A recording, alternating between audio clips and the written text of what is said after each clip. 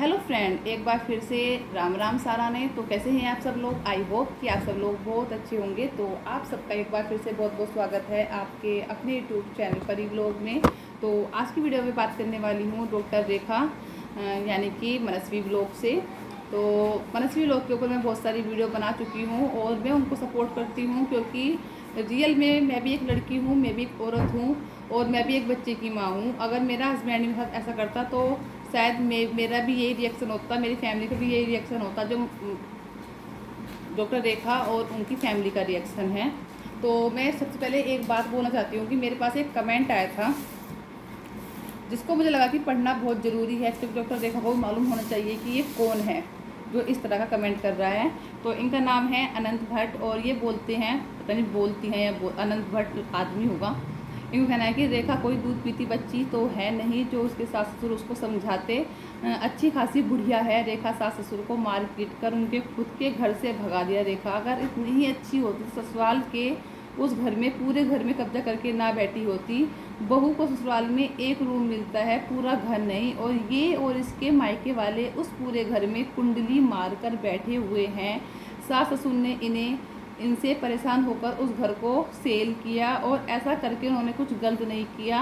इसको अगर उस घर में रहना था तो अपने एक रूम में आराम से रहती, पूरे घर पर कब्जा क्यों कर रखा है? इसके सास ससुर नालायक होते तो पूरा घर लोग करके जाते। इस आवारा औरत करके इस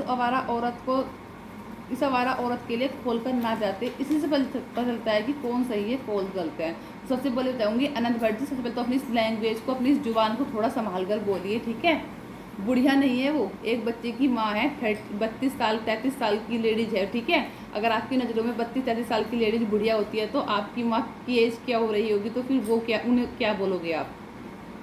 सेकंड बात कि रेखा कोई दूध पीती बच्ची नहीं है, उसके सास ससुर उसको समझाते अच्छी खासी बुढ़िया है। अच्छा, अगर रेखा बुढ़िया है तो रेखा की जो सास है उसको क्या बोलोगे आप?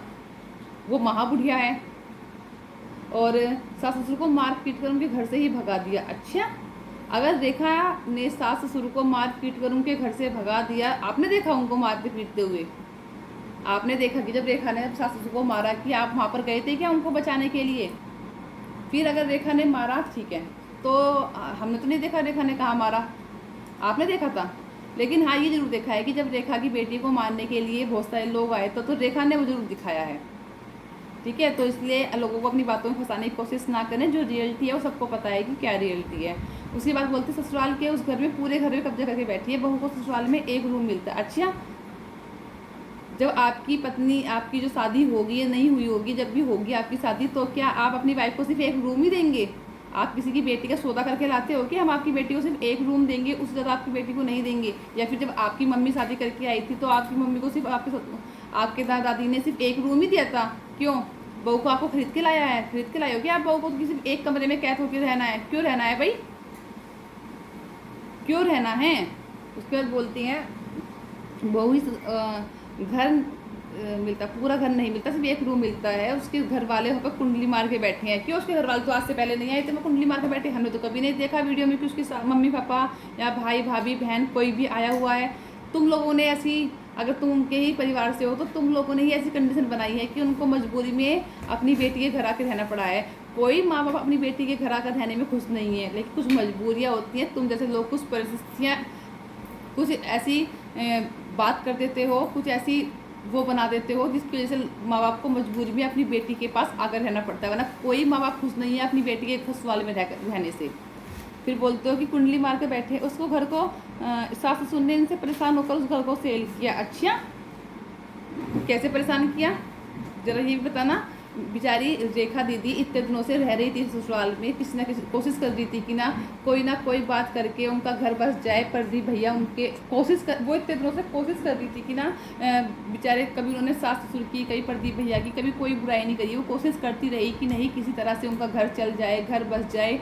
लड़ाई झगड़ा हर हस्बैंड वाइफ में होता है, लेकिन इसका मतलब ये नहीं होता है कि किसी की ज़िंदगी बर्बाद कर दो। कोई अपनी बेटी को ही अपने हाथों से मरवाना चाहे, कोई अपनी वाइफ को ही मरवाना चाहे, ठीक है?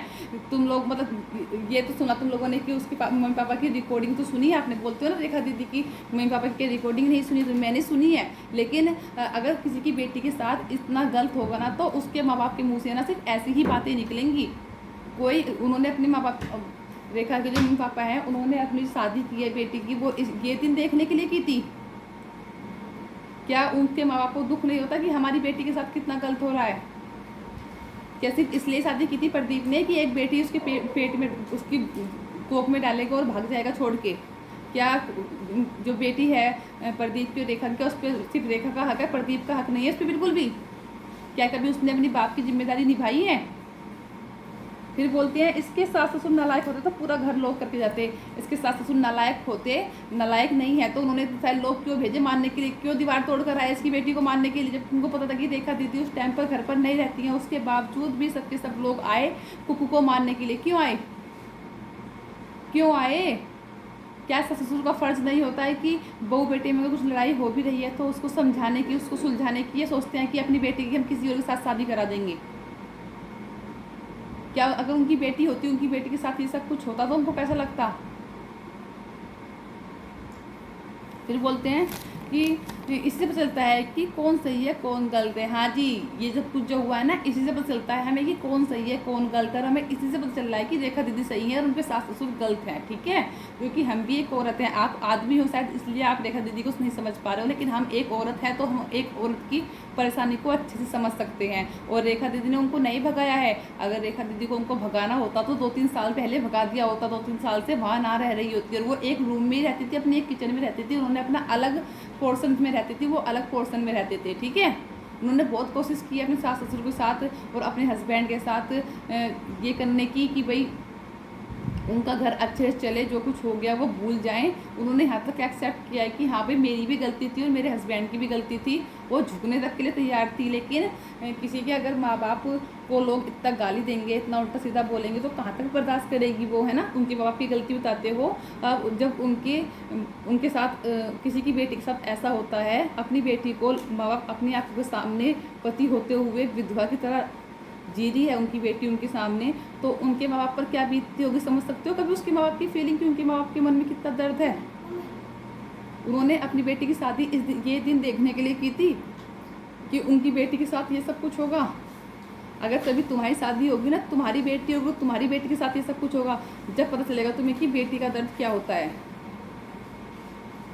हर हस्बैंड वाइफ में लड़ाई झगड़े होते हैं, बहुत अच्छे वाले लड़ाई झगड़े भी होते हैं, लेकिन अगर उनको रिश्ता निभाना होता है ना तो रिश्ता निभ जाता है। लेकिन प्रदीप ने तो कभी ट्राई ही नहीं किया कि उसको रिश्ता निभाना है, ठीक है?